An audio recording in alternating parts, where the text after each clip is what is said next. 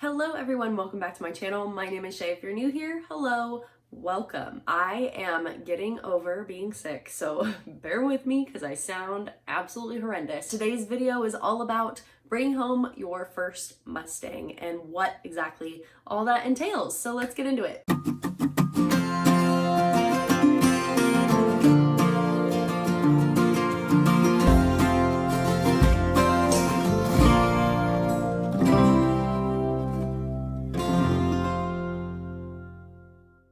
So you're wanting to adopt your first Mustang. They are one of the coolest animals I have ever worked with. They're amazing, so smart. I might be a little bit biased. There's a couple different ways to go about adopting your first Mustang. The first decision you have to make is whether you want to do the training, you want someone else to do the training, or have the animal already be trained. There's a few different ways you can go about adopting a Mustang. There are events that are online, which like this online auction. There are so many horses that are listed on these online auctions, and the greatest part about it is these are horses that are typically all over. I mean, you've got some that are in California, some in Nevada, some in Idaho. They're kind of all over the place. There's also in-person adoption events. I've personally never been to one and I really want to go to one, but that would mean that I would try to get another horse, and we need to not go there. They actually had a in-person adoption event at the Sacramento Tip Challenge this year. There were only a few horses, but it was really cool to be able to watch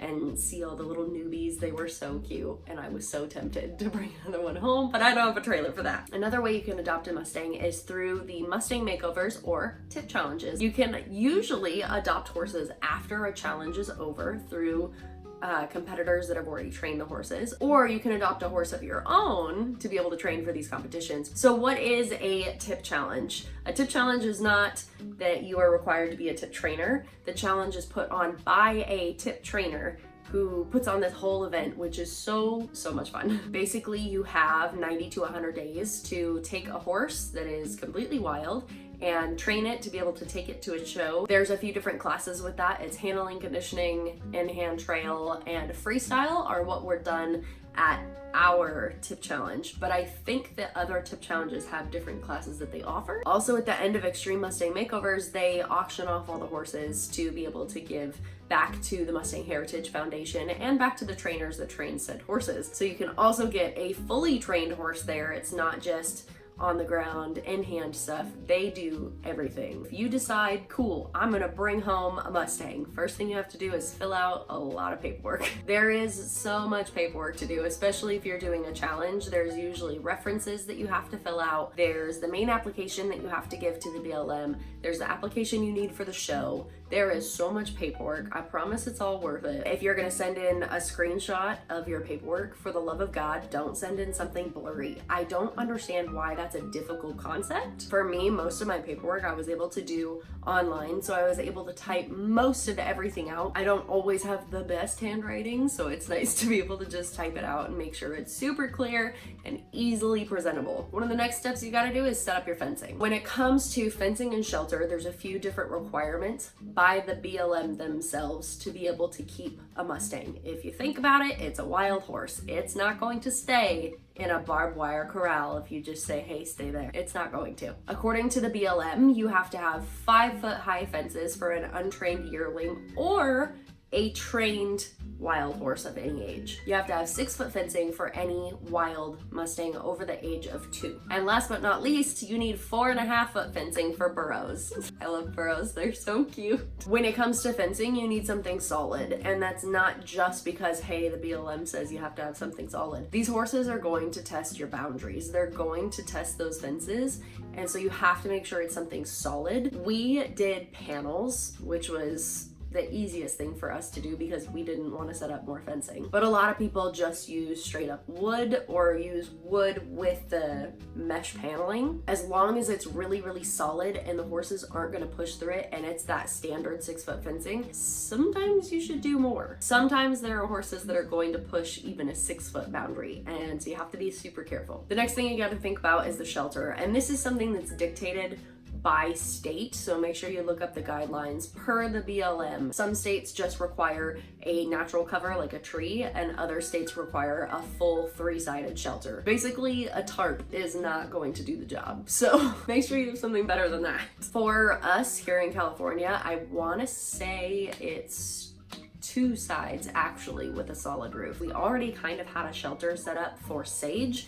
We ended up splitting that shelter in half and making it a 3-sided shelter hooked up to her pen. Another thing that's also listed on your application, not only is your fencing and your shelter, but your trailer also needs to be BLM approved. My little 2-horse is not approved. Basically what they want to see is kind of an open stall concept in your trailer. Obviously you can't get them haltered and tie them up in the trailer, so they need to be able to kind of move around and balance themselves. I personally think the kind of good rule of thumb is having at least a 3-horse slant that you can tie the dividers back, or a good stock trailer. You also need to have full doors on the back. That's another reason why my trailer would not work. There's also listed one other thing on the application is your feed. I don't think you have to go super in depth with it, but just be aware that obviously you have to have hay. You can't just throw pellets at a wild Mustang. They don't understand what they are. So you do have to teach them, if you choose to feed pellets, you have to teach them how to eat that. Make sure you have some hay available for as soon as you get home to make sure it is situated in their pen and they can come in and just chill. Couple other things to note.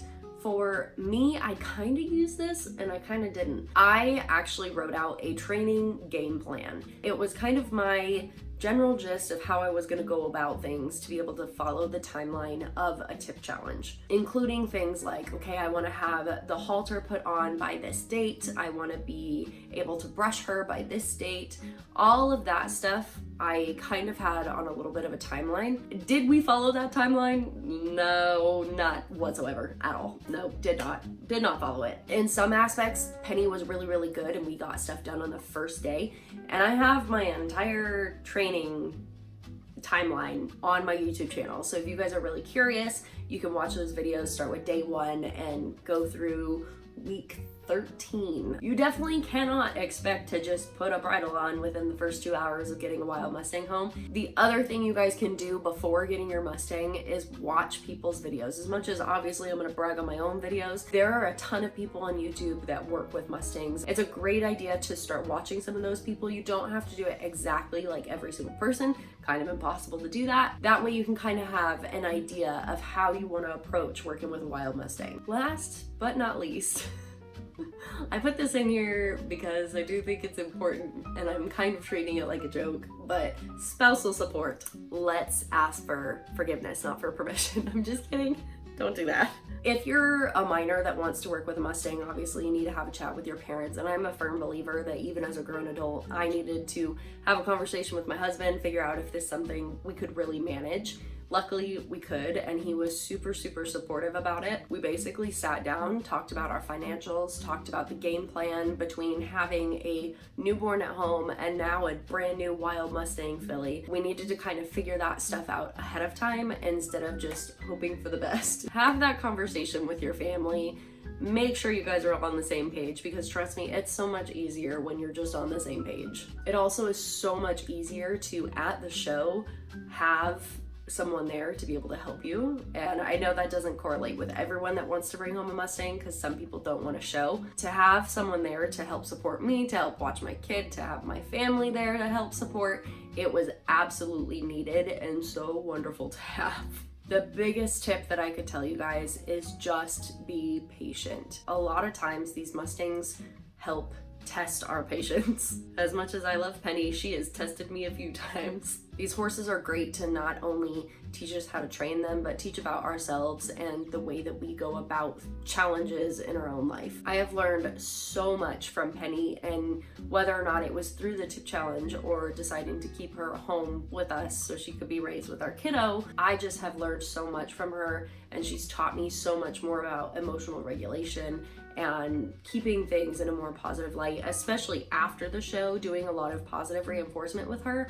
has been absolutely huge. At this point in my life, I am a huge Mustang advocate. I hope that I can continue to work with Mustangs and continue to do these different challenges. It was something that was so fun for me, so rewarding. I'm so glad we're keeping Penny out of all of this. I just adore her. Thank you guys so much for watching. I hope it taught you a little bit. Don't forget to like, subscribe, comment down below, and I'll see you in the next video. Bye guys.